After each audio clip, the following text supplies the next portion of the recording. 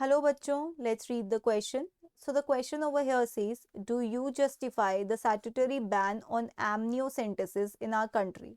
Give reasons. तो देखिए क्या कह रहे हैं कि एमनियोसेंटेसिस पे जो बैन है हमारी कंट्री पे, क्या वो जस्टिफाइड है?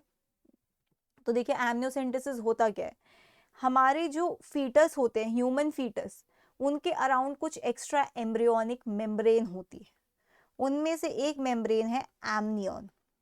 अब एमनियन एक फ्लूइड है, एक मेम्ब्रेन है जिसमें थोड़ा बहुत फ्लूइड है बेबी के अराउंड, फीटस के अराउंड। तो क्या होता है, एमनियन में थोड़े बहुत सेल्स आ जाते हैं, किसके? फीटस के, फीटल सेल्स। अब क्या होता है एमनियोसेंटेसिस में, थ्रू इंजेक्शन ये फीटल सेल्स को एक्सट्रैक्ट कर सकते हैं एमनियन से।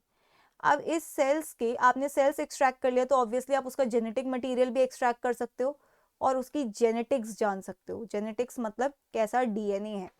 अब इस डीएनए को जानने के दो एस्पेक्ट्स हैं।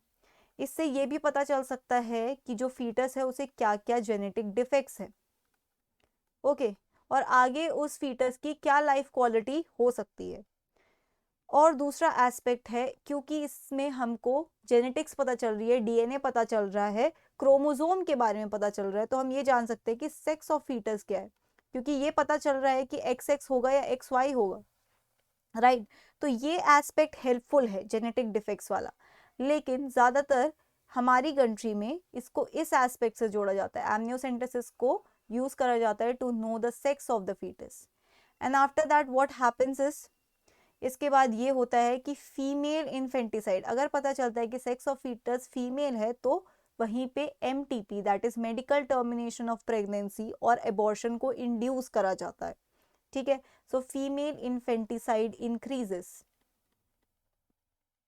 ठीक है, फीमेल इन्फेंटिसाइड इंक्रीज होता है।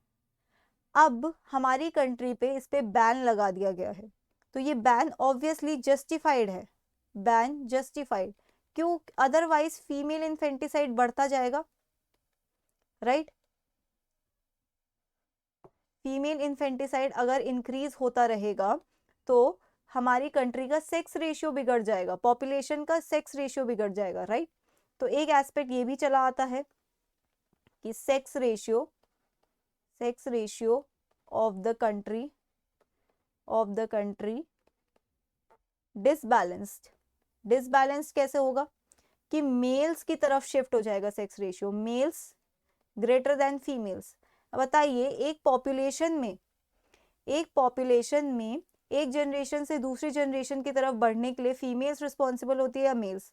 Obviously females, because females can give birth to the progeny, right. अब अगर मेल्स की पॉपुलेशन ज़्यादा होगी, फीमेल्स की पॉपुलेशन कम हो जाएगी, तो ग्रोथ रेट कंट्री का क्या होगा, इंक्रीज या decrease? Growth rate of the country decreases, country का ग्रोथ रेट डिक्रीज होगा। और किसी भी कंट्री का ग्रोथ रेट ना ज़्यादा होना चाहिए ना कम होना चाहिए, ठीक है, एक बैलेंस होना चाहिए एक जनरेशन से दूसरे जनरेशन के बीच में। तो अगर फीमेल्स कम होंगी तो प्रोजेनी प्रोड्यूस करने वाली पॉपुलेशन ही कम हो जाएगी, नेक्स्ट जनरेशन की को प्रोड्यूस करने वाली जो पॉपुलेशन है वो कम हो जाएगी, राइट। तो ग्रोथ रेट विल डिक्रीज। तो ये कुछ रीजंस है जिनकी वजह से ये बैन जस्टिफाइड है। Okay, so that's it for the question. I hope you understood it well. Best of luck.